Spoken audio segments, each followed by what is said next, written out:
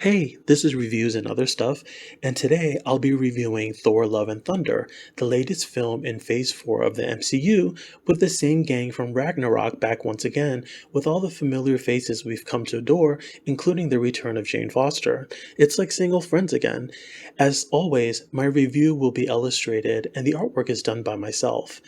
This review does contain spoilers, so if you haven't seen it and want to be surprised, feel free to check back after you've seen the film.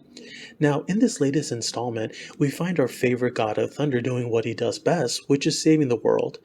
Korg narrates the story, and the film pretty much picks up right after Endgame.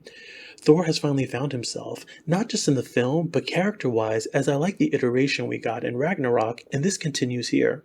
He's gotten in shape and lost his endgame belly, and is pretty much going through the motions of being a superhero, beating up villains, and saving worlds repeatedly. But he's tired of the wash, rinse, and repeat cycles and finds himself in search of something more meaningful. You know, being a superhero does get pretty tedious after a while. So this brings us to Jane as she gets reintroduced. The film also shows us why their relationship ended. Unfortunately, she's not in the best of health and has stage 4 cancer.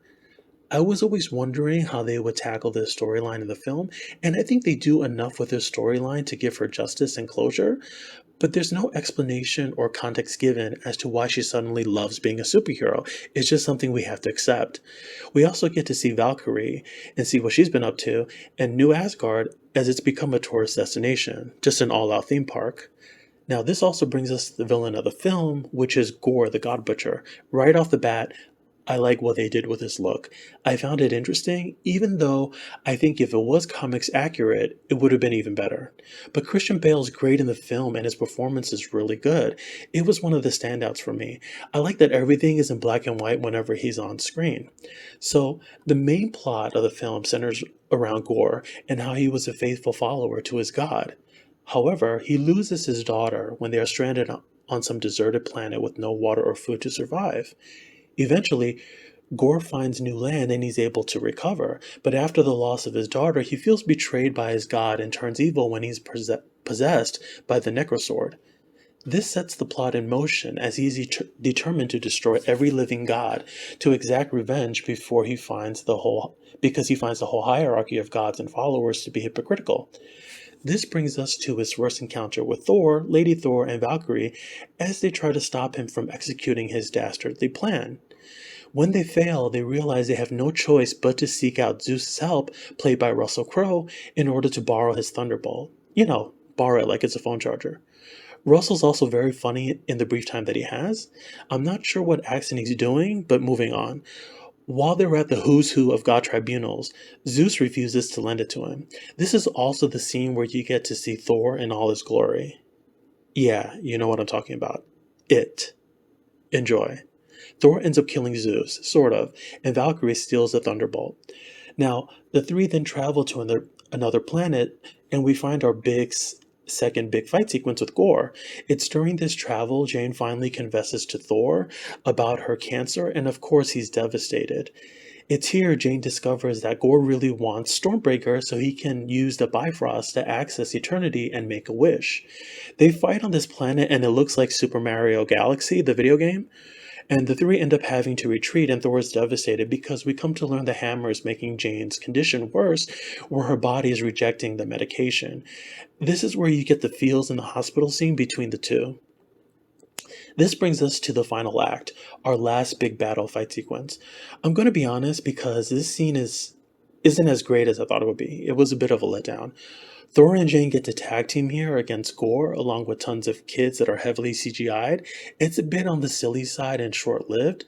And just when we thought Gore was done, he ends up walking through the entranceway and into eternity, where we're greeted with a pretty bad monologue scene that almost seemed reminiscent of the end sequence in Wonder Woman 1984, where they both use love to save the day. It really wasn't the best and a bit on the weak side.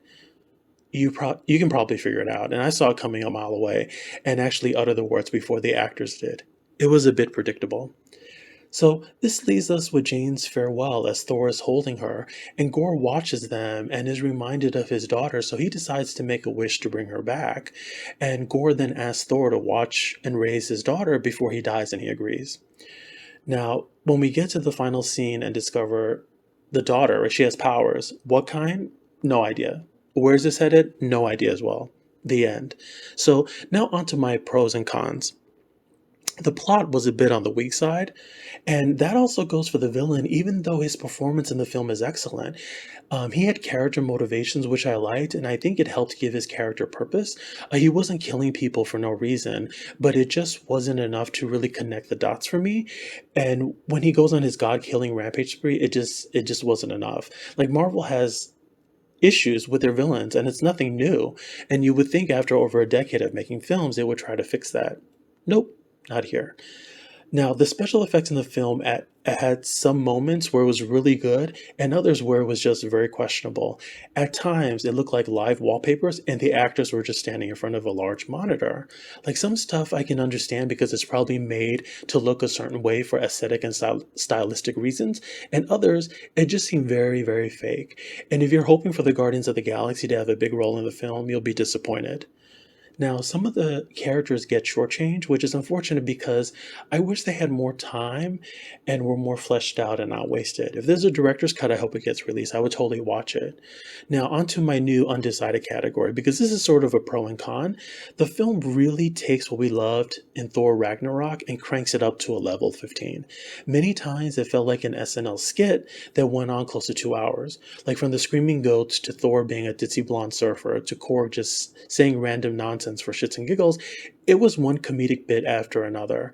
It was a comedy sketch show with a $250 million budget. This is not to say the comedy and laughs are bad, because I did laugh and I liked the lighthearted tone it brought, but at times I felt the director had trouble reining himself in and not have everything be an endless running gag. It really did at times seem like a 2 hour blooper reel of special features found on a Blu-ray.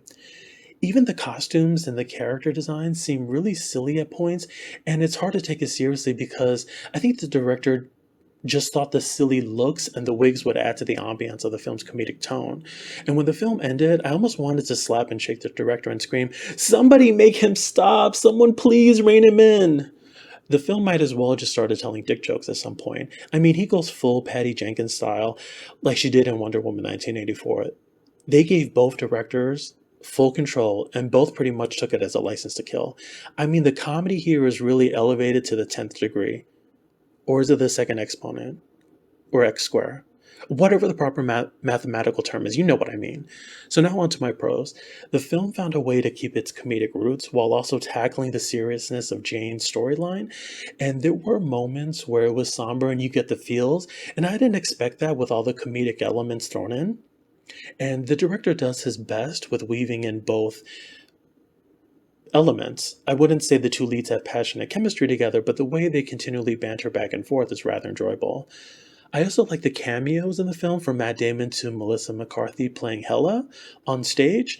And I think her real life husband is in the scene as well, but the shot was so far away, I'm not 100% sure if it's him. But how she manages to always get her husband on payroll is beyond me.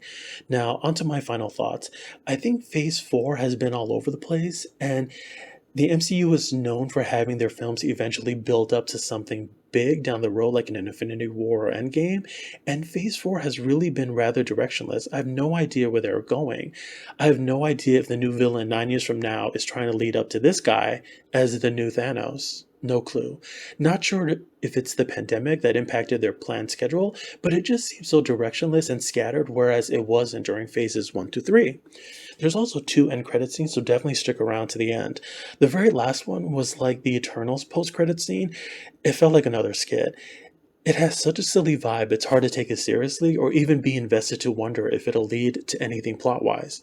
So, overall, I did enjoy the film. It reminded me a lot of Doctor Strange in the Multiverse of Madness. Entertaining, but not satisfied. This has to do with the comedy being raised to a level 15, when I wish there were more parts of sophistication and seriousness added back into the film. So it's sort of a mixed bag for me. I enjoyed the lightheartedness of the film and the way they were able to fuse it with serious points from time to time and even gave the audience emotional moments. Overall, this film may be pretty split down the middle with fans and can go either way. So my final score is a solid 6 out of 10, a high 6 but not quite a 7. Like Strange 2, I most likely won't rewatch this again. It doesn't have that replayability factor like some of the other superhero films. It has its moments, but not enough to make me come back. If it's on TV when I'm vacuuming, I'll just continue to vacuum. But I do recommend watching this in the movie theaters because Hemsworth has natural comedic timing. The film is full of charm and personality where you'll be entertained, and I think it'll win you over. I hope you enjoyed this video. If you like, please subscribe. It helps the channel out a lot. I try to make a video once a week if I can. Thanks so much, and thanks for checking out my review. Hope you enjoyed it, and leave your comments below on whether you like the film or not.